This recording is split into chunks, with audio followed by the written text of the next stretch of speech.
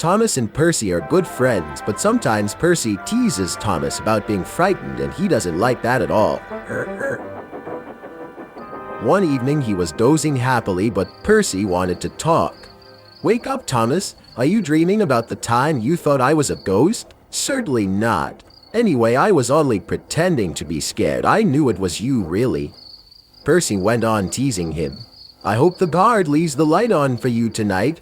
"Why?" asked Thomas. "I quite like the dark." "Oh, really?" exclaimed Percy. "I am surprised. I always thought you were afraid of the dark. I wonder why." Thomas decided to say nothing and went to sleep instead. Next day, Sir Topham Hatt came to see him. "I would like you to go to the harbor tonight. You have to collect something rather unusual." "What sort of something?" asked Thomas. "Wait and see," replied Sir Topham Hatt. Meanwhile, Percy was moving freight cars into a siding. Henry arrived with his goods train. The signalman changed the switches, and Percy waited on the siding until Henry had steamed by. Then there was trouble. "The switches are jammed," called the signalman. "I can't switch them back for Percy. The workmen will have to mend them in the morning. It's too late now." Said Percy's driver.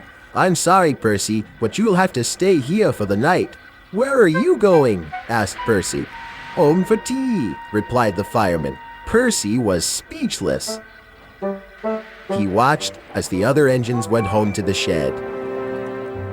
Nighttime came, and Percy began to feel very lonely. "Oh dear," he murmured, "it's very dark." Oh, what's that?" It was only an owl, but Percy didn't realize this.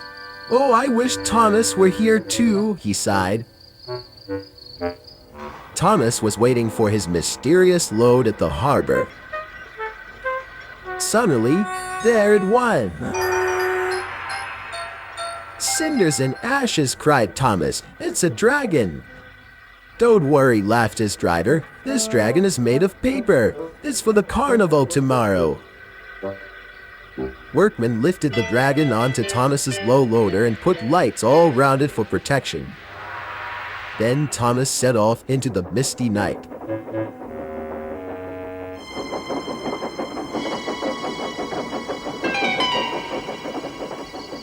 Percy was asleep on his siding and had no idea that Thomas was approaching him.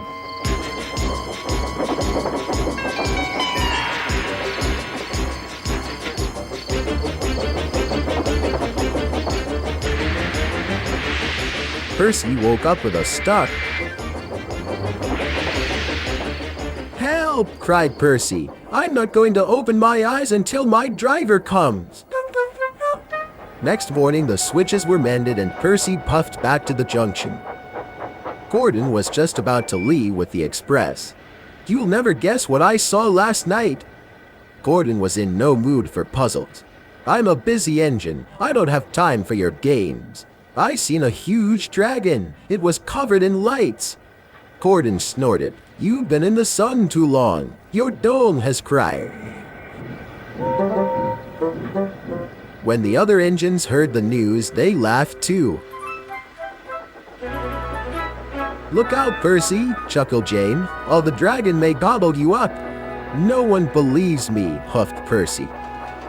"Maybe I did imagine the dragon after all." But Percy soon found out that he hadn't. "Help! Save me!" cried Percy. "It's all right," whistled Thomas, and he explained about the carnival. "By the way, how was your night out?" Percy decided to tell Thomas the truth. "Well, Percy," said Thomas, "maybe we do get scared sometimes, but if we're not afraid to tell each other, then that means we're quite brave, too."